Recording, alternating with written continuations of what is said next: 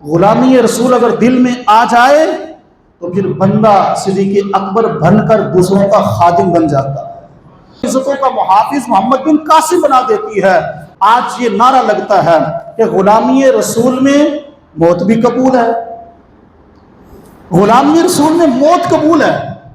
حالانکہ موت ہر انسان کو پتہ ہے جب آ جائے تو انسان نعمتوں سے دور ہو جاتا ہے، نعمتیں چھن گئی اس سے، اپنے بھی چھن گئے، ہر چیز اس سے چھن جاتی ہے۔ جس کو موت آ جاتی ہے ہر چیز اس کی ختم، سانسیں ختم، تو نعمتوں کی جو انجوائے ہو رہی ہے ہر چیز ختم ہو جاتی ہے زندگی ختم ہونے کے بعد۔ غلامی رسول میں موت قبول ہے، لیکن غلامی رسول میں اللہ اور اس کے محبوب کی اطاعت قبول نہیں۔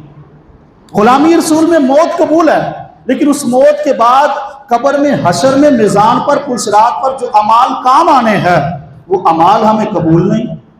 غلامی رسول میں موت قبول ہے، لیکن غلامی رسول میں ہمیں نماز قبول نہیں۔ غلامی رسول میں موت قبول ہے، لیکن غلامی رسول میں مصطفیٰ کی سیرت اپنانا ہمیں قبول نہیں۔ غلامی رسول کے اندر موت قبول ہے، لیکن غلامی رسول کے اندر ہمیں شراب چھوڑنا قبول نہیں۔ غلامی رسول میں گناہ چھوڑنے کو ہم تیار نہیں۔ غلامی رسول میں موت تو قبول ہے، لیکن غلامی رسول میں ہمیں ظلم چھوڑنے کو ہم تیار نہیں ہیں، سود چھوڑنے کو ہم تیار نہیں ہیں، اور نہ حق قبضے کرنے کو ہم چھوڑنے کو تیار نہیں ہیں۔ یہ کون سی غلامی رسول ہے جس میں موت تو قبول ہے، لیکن اس غلامی رسول میں ماں باپ کی فرما برداری آپ کو قبول نہیں، اس غلامی رسول میں مزدور کو آپ کو حق دینے کو قبول نہیں۔ یہ کون سی غلامی رسول ہے جو آپ لے کر بیٹھے ہوئے ہیں؟ اللہ کے بندے، غلامی رسول میں صحابہ کا عمل دیکھیں، پڑھیں، انہوں نے غلامی رسول میں بدر میں، احد میں، ہر جگہ موت کو بھی قبول کیا، اور غلامی رسول کے اندر مصطفیٰ کی سیرت کو بھی انہوں نے قبول کیا۔ اس لیے حضور کی سیرت اور حضور کی تعلیم، اللہ رسول کی احکامات کو بھی قبول کرنا یہ ضروری ہے۔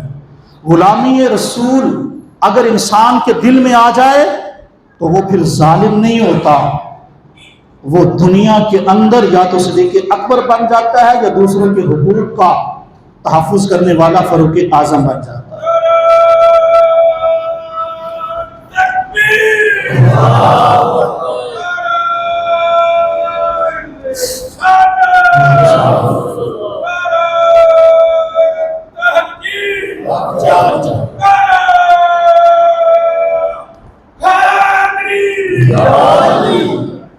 غلامی رسول اگر ہو تو بندہ پھر ظالم نہیں ہوتا، غلامی رسول ہو تو بندہ پھر زانی، شرابی، کبابی، گناہگار نہیں ہوتا، غلامی رسول ہو تو پھر دوسروں کا حق کھانے والا نہیں ہوتا۔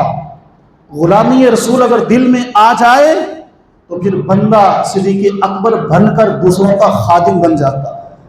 اگر غلامی رسول ہو تو پھر رات کو جب رعایا سو رہی ہوتی ہے گلی کوچوں میں چکر لگانے والا فاروق اعظم بن جاتا ہے۔ غلامی رسول ہو تو شرم و حیا کا پیکر عثمان غنی بن جاتا ہے۔ اگر غلامی رسول ہو تو حیدر کرار اسلام کی خاطر اٹھنے والی آواز بن جاتا ہے۔ اگر دل میں غلامی رسول ہو تو یہ غلامی رسول صلاح الدین ایوبی بنا دیتی ہے۔ اگر غلامی رسول ہو تو عزتوں کا محافظ محمد بن قاسم بنا دیتی ہے۔ اگر غلامی رسول دلوں میں کے اندر ہو یا قبول ہو صحیح معنوں میں تو پھر یہ محمود غزنوی مسلمانوں کا ہمدرد بنا دیتی ہے۔ غلامی رسول یہ ہے، ہم صرف زبانی کلامی نعرے لگانے تک محدود ہے۔ غلامی رسول ہو تو پھر غرور و تکبر نہیں آتا، پھر کیا مزدور، کیا ملازم اور کیا بوس، یہ فرق مٹ جاتے ہیں۔